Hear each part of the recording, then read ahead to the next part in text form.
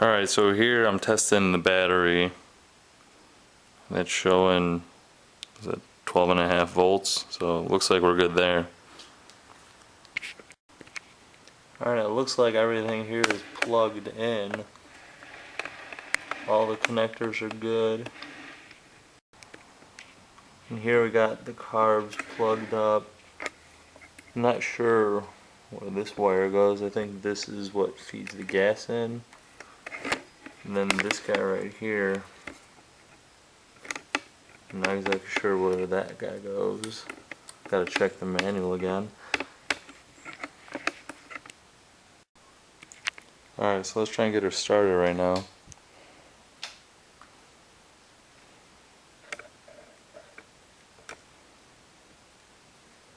Got nothing.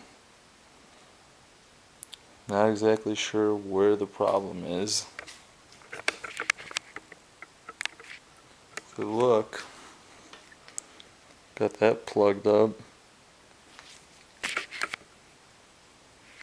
On the master cylinder, it's all plugged in. I'm not sure before it was running. Now I got nada.